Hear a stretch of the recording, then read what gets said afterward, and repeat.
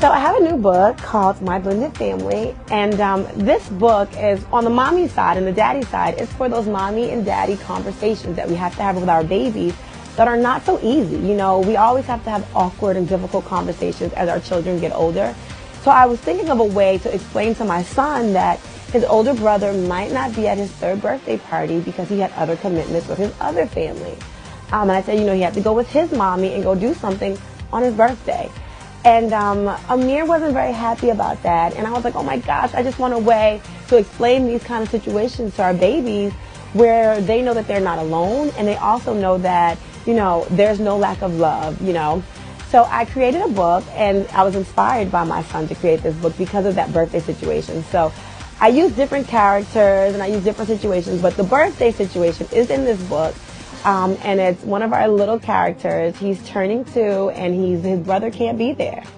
So we explained to him, like, you know, your brother has to go to a family reunion with his mom's family, and he still loves you. He's still your big brother. Stop crying. And then the older brother calls while they're at the party, and it gets all worked out.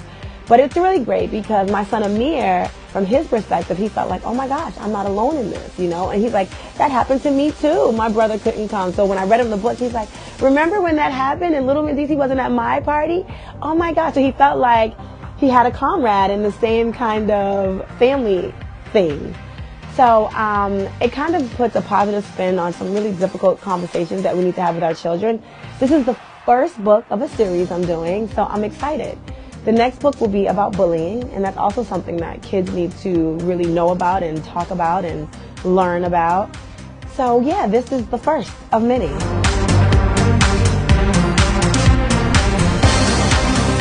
So this year was definitely a test to my blended family.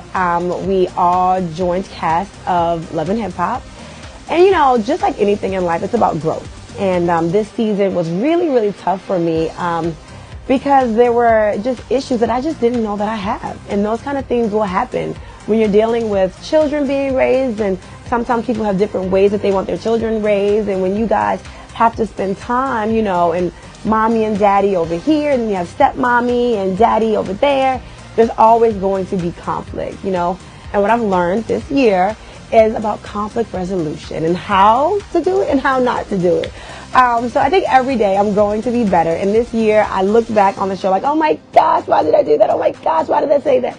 There were so many of those moments. But I think that growth is something that I'm learning, and I'm so glad that I have been faced with this challenge, because it's something I can't be an example out there if I don't show the realness of my family and then how we grew. So hopefully you'll see growth. Hopefully with Erica and Samantha, you will see growth in the coming months.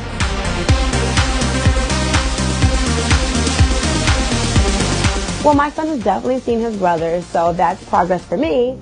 As far as the ladies, I haven't seen them.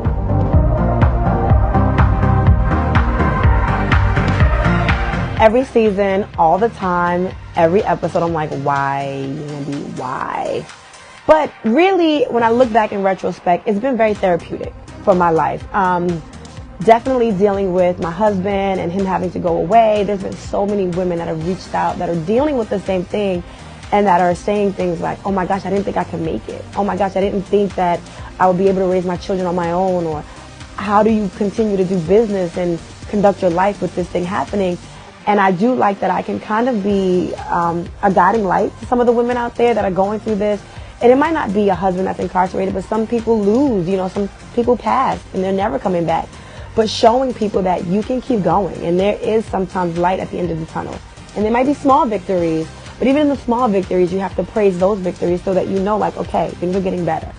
And I do appreciate the balance of my life where I go through something hard, and then right around the corner, there's something amazing happening.